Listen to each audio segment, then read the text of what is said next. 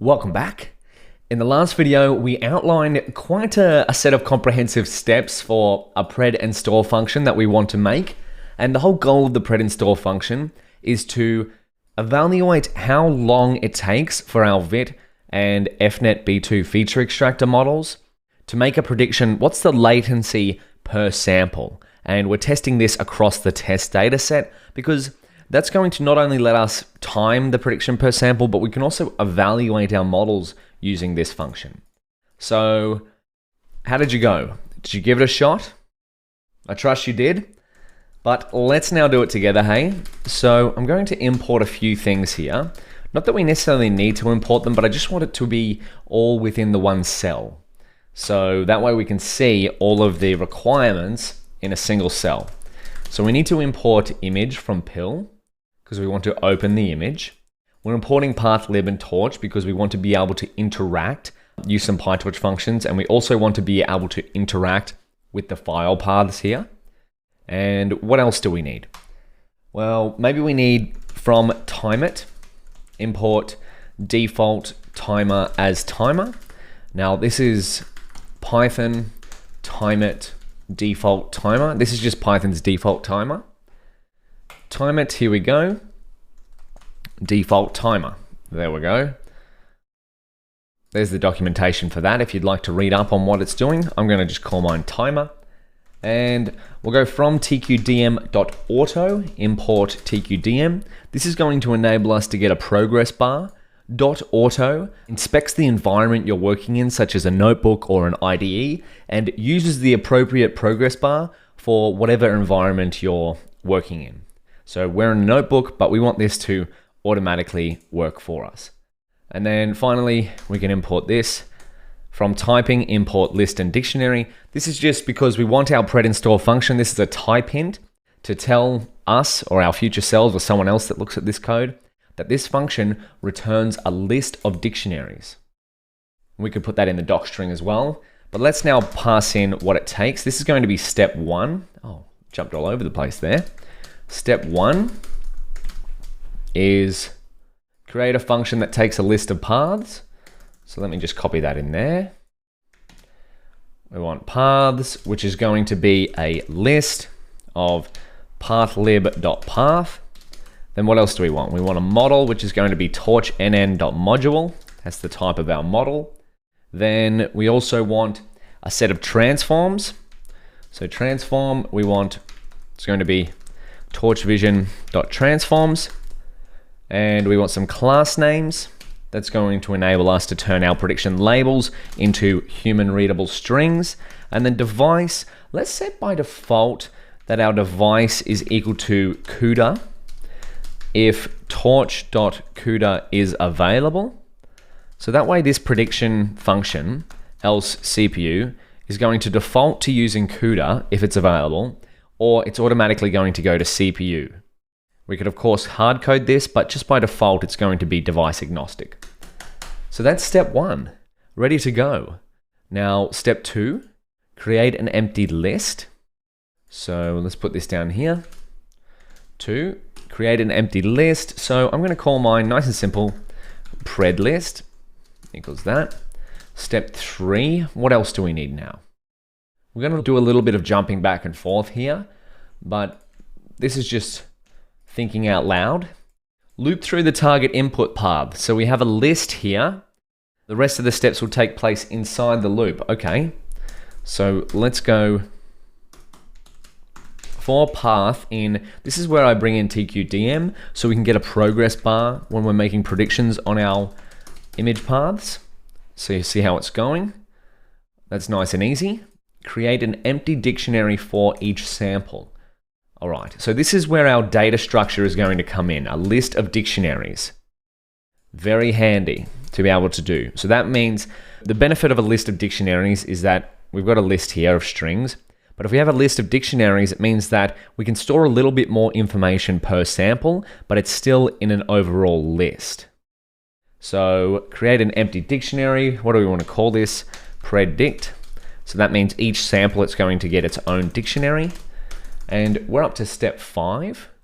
What do we want to do? Get the sample path and ground truth class from the file path.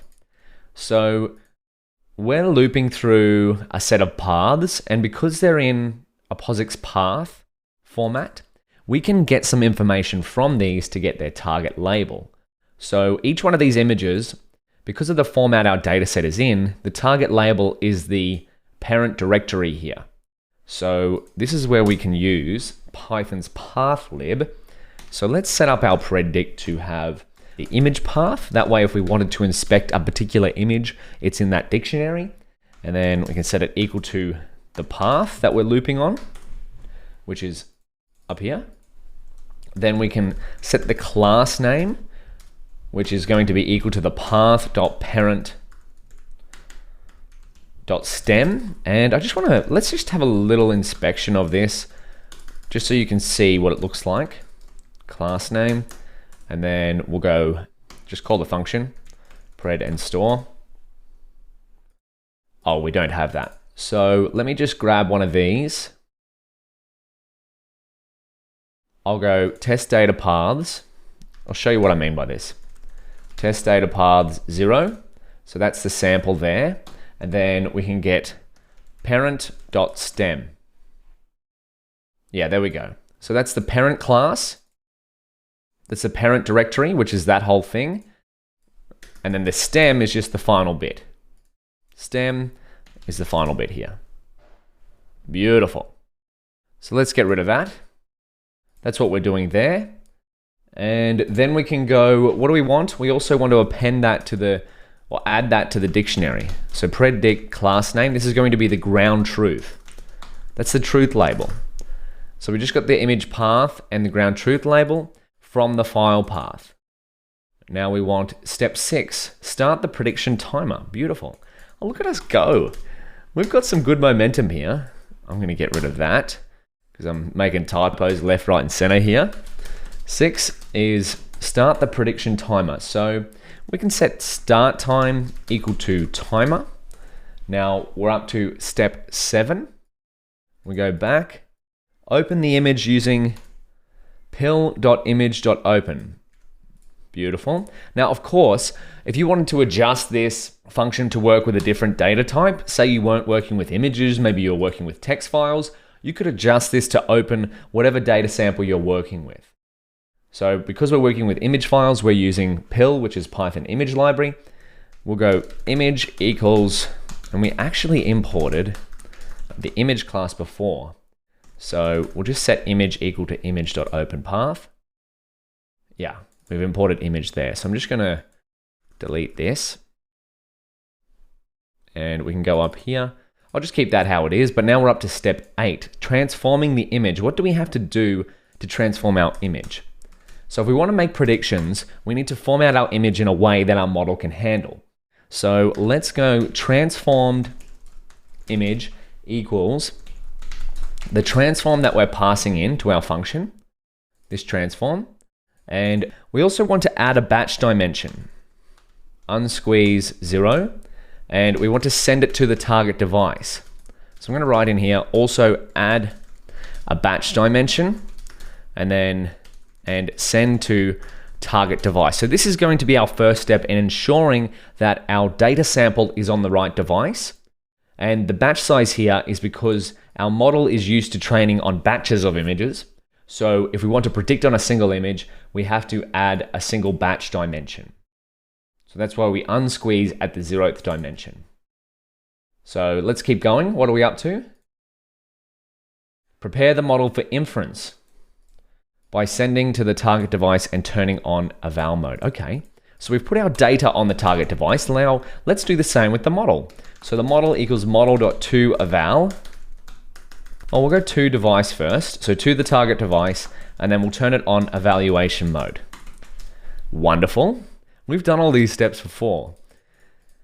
You see what I mean? We're just blazing through this now. So this is step number 10. Turn on inference mode and pass the transformed image to the model and perform a forward pass, calculate the prediction probability and the pred class. Oh my goodness, a few steps here, but again, nothing we can't handle. So with torch.inference mode, we want to go here, and then let's go pred logit, because the raw outputs of our model are referred to as logits. We want to pass the transformed image to our model. So this is that image that we prepared. They'll be on the same device now because of these 2 lines of code. I've got a little typo there. That's fine. Then we can calculate the prediction probability. How do we do that? Well, because we're working with multi-class classification, we can calculate the prediction probability using torch.softmax on the raw logit across the first dimension. So this is going to be turn logits into prediction probabilities. Then what else do we need to do? Well, we can calculate the pred label as well. The pred label is going to be torch argmax, so the maximum value or the index where the maximum value occurs in the prediction probability. And then the dimension is going to be across the first.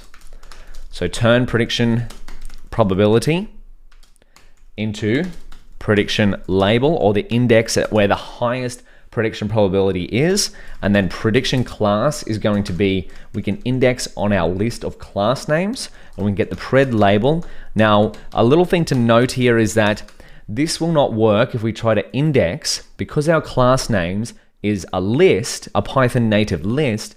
This value here, pred label, will be a PyTorch tensor. But if this tensor is on GPU, this will error, because Python variables live on the CPU. So we hard code our pred label to the CPU so it's able to interact with our class names list here. So I'm going to write down here, hard code prediction class to be on CPU, and I'm going to write Python variables live on CPU. We hard code it to CPU regardless, even if we're using device agnostic code, because our class names variable never goes to the GPU. So what are we up to now? We're up to step 11. Add the prediction probability and pred class to the empty dictionary from step 4. So we've started to collect some information here about our target image. This is the ground truth labels. Now we can start to append our model's predictions about it. So add the pred prob / pred class to the empty dictionary. And we can do this by going predict pred prob. And then we're going to pass it in here. We might round it. And this one's going to be, we want to unsqueeze it here. We'll see why in a second. We want to get the max from the prediction probabilities. Why do we want this? Well, because we're going to get a value of prediction probabilities for every class that we have, but we only want the max. So the max value here, which is going to be equivalent to the value that occurs at the argmax. So we want the maximum prediction probability to go in here. So the prediction probability that our model is assigning to a target label. So we get the max, and we also want to copy this to a CPU because we don't want any GPU errors. So when we analyze it later, it's on the CPU. And finally, we want to just get the item, because if you call .item on a PyTorch tensor, it gives you back just the element that's in that tensor. And finally, we round it to 4 decimal places. A fair bit going on there, but if you step through it, you'll see what's going on. Then we go predict. Let's go pred class equals pred class. We don't have to put this one on the CPU because it's already on the CPU. Oh my goodness. We're nearly through. End the prediction timer. So we've got this, 3 more steps. So number 12 is end the prediction timer started in step 6. We can definitely do that. And add the time to the prediction dictionary. Okay, prediction dictionary. Does that rhyme a little bit? A little bit. So predict, let's put in time for pred. This is the magic number. This is what we want to figure out for both of our models. How long does it take to perform inference per sample, on average, of course. So end time minus start time, and we want to round that to 4 decimal places because that should be enough. What are we up to? 13. A couple more steps. See if the predicted class matches the ground truth class. Now, of course, we don't need to do this, but while we're here, we might as well just make a comparison. So predict correct. So this is just going to be a comparison operator. So class name, the ground truth, does that equal the pred class? And of course, class name comes from the file path, and the file path is up here. So for this given image, the ground truth is steak. So that's an image of steak according to the dataset. And then we're comparing it to our model's prediction class, which is here. So this correct should be true or false, whether these two match. And then what are we up to? 14. I believe we have to append the updated prediction dictionary to the empty list of predictions we created. So we can go pred list. So this is our empty list of predictions up here, pred list dot append, and then we want to append the predict. So now that our prediction dictionary down here is full of valuable information per sample, we can append that to the list up above. And then finally, we'll finish off this big function by returning the list of prediction dictionaries and see if the magic happens. Return a list of prediction dictionaries, so return pred list. Oh my goodness. So there is likely an error in here, but I'm going to challenge you to find out if there is. So over the next couple of videos, let's use our function to make some predictions, time them, and store them using our FNet B2 feature extractor and VIT feature extractor. So we've got a function ready to try out. My challenge to you is to try it out on FNet B2 or VIT or maybe both and see how long each model takes to make a prediction per sample. So give that a shot, and I'll see you in the next video.